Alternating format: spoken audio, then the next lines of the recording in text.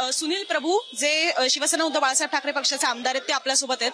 Sir मला सांगा की कुठेतरी ज्या पद्धतीने जो एक डाऊनफॉल पाहायला मिळतोय, आमदार फुटतील अशी चर्चा आहे, पण खासदार फुटलेत, मरगळ आली आहे आता शिवसेनेत. बघा, आज शिवसेनेचा वर्धापन दिन आहे. 60व्या वर्धापन दिनाला जी तुम्ही गर्दी बघताय ना, हे शिवसैनिक पेटून उठलेले आहेत. आणि जेव्हा शिवसैनिक पेटून उठतो तेव्हा पुन्हा एकदा तो चमत्कार घडवतो.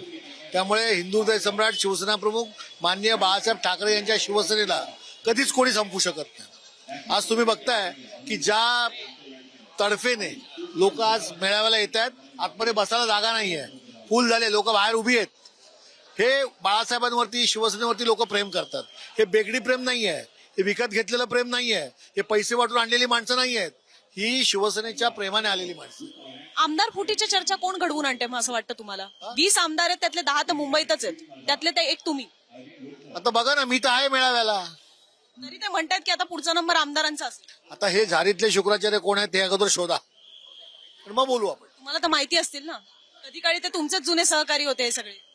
ते मला असं आहे की कुठेतरी बातम्या मीडियामध्ये पसरवायच्या आणि शिवसेनेतलं वातावरण खराब करायचं, सैनिकांच्या मनामध्ये कुठेतरी आपली पक्ष संघटना कमी होते असं दाखवण्यासाठी एक वातावरण तयार करायचं.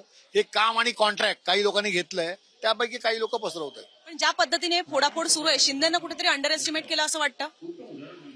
शिंदेना अंडर एस्टिमेट केलं असं वाटतं ज्या पद्धतीने आता हे फोडाफोडी सुरू झाल्या. कोण अंडर एस्टिमेट?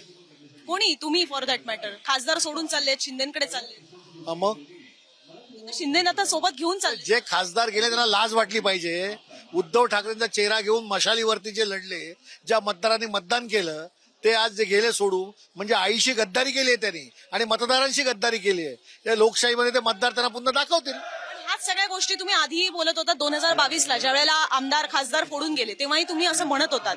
तरी सुद्धा परत एकदा खासदार सोडून जात आहेत. हे बघा, खासदार सोडून गेले, आमदार सोडून गेले, तरी देखील उद्धव ठाकरे या चेहऱ्याने पुन्हा एकदा एक खासदार महाराष्ट्रात निवडून आणले. आणि जे तेव्हा तिकीट घ्यायला मातोश्रीच्या बाहेर रांगा लावून उभे होते, ते आज मातोश्रीकडे पाठ फिरवून गेले. कसे गेले, काय गेले त्यांचं त्यांना माहीत.